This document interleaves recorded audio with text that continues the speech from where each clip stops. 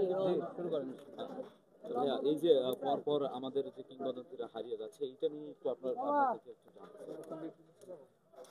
না, আপনার মানুষ মরণশীল, মানুষের তো মৃত্যু হবেই, কিন্তু অঞ্জনা আপা এবং প্রবীর মিত্র দাদা ওনারা আসলে ওনারা তো কালের সাক্ষী, ইতিহাসের সাক্ষী, এবং বাংলা চলচ্চিত্রকে সমৃদ্ধ করার পিছনে ওনাদের দুজনেরই বিশেষ অবদান ছিল, এবং দুজনেই বাংলা চলচ্চিত্রের ধ্রুবতারা।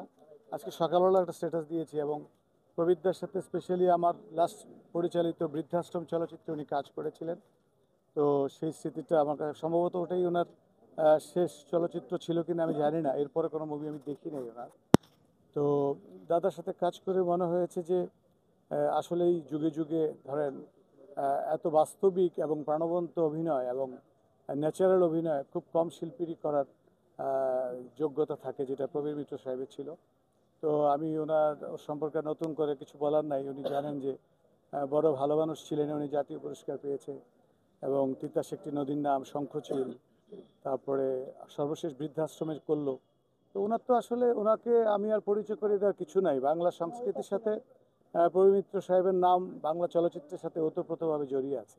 সো কিন্তু উনি 83 বছর সম্ভবত উনি পেল।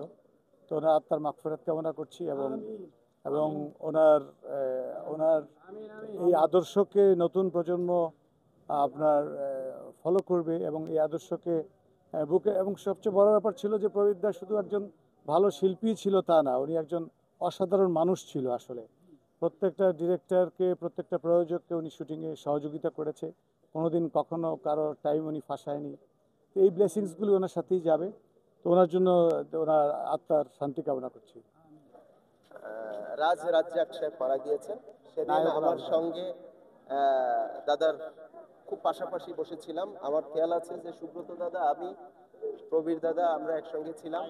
তখন আমাকে উনি আশীর্বাদ করে দিলেন যে অনেক বড় হও, দোয়া রইল। সেই স্মৃতিটুকুই আমি খুব গভীরভাবে অনুভব করেছি। আর এছাড়া তার সাথে আমার একসঙ্গে খুব বেশি একটা দেখা হয়নি। আপনারা সবাই জানেন উনি বার্ধক্যজনিত কারণে দীর্ঘদিন অসুস্থ ছিলেন। সবকিছু মিলিয়ে তাছাড়া ওনার সঙ্গে আমার কোনো সিনেমা বা নাটকে পারফরমেন্স করার সুযোগ হয়নি, তার জন্য আমি আসলে দুঃখিত। আর দুঃখিত বলবো না, আসলে হয়নি আর কি, সময়টা হয়ে ওঠে। ধন্যবাদ। প্রবীরদা প্রবীরদা আমি প্রায় 40 বছর ফিল্মে, প্রবীরদার সাথে অনেক স্মৃতি আছে। নবাব শহীদুল্লাহ একটা ছবি প্রদীপ দে, উনি ডিরেক্টর ছিলেন, প্রদীপ কুমার দে। তো উনি যখনই ওইটার আমি ছিলাম, তখন আমাকে একদিন ডেকে বললো, জামান, নবাব শহীদুল্লাহ তো আনোয়ার হোসেন করছে, আমি কি এটা ফটো তুলতে পারবো?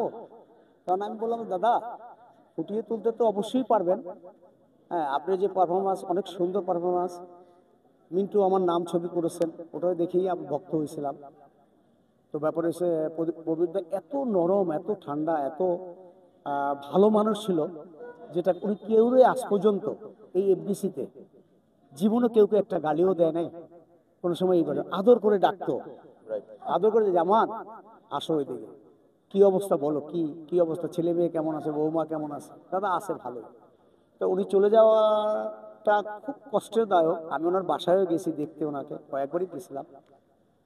ওই যে শিল্পকলা একাডেমির এই পাশেই তার ছেলের বাসা ছিল, ওখানে যেতাম, যে দেখতাম।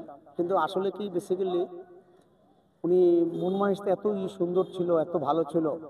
হ্যাঁ, তো আমরা তো অনেকেই চলে গেছে, অনেকেই ইয়ে ছিল, আজ পর্যন্ত কেউ বলতে পারবে না এফডিসি যে এই লোকটা তাকে একটা গালি দিয়েছে বা একটা কিছু বলছে। প্রবীরদা আসলে অনেক ভালো, উপরে উপরে আল্লাহ নিয়ে গেছে, আল্লাহ তাকে ব্যস্ত নসিব করুক। অনেক সুন্দর মন মানসিকতা ছিল, এটাই, আর কিছু না।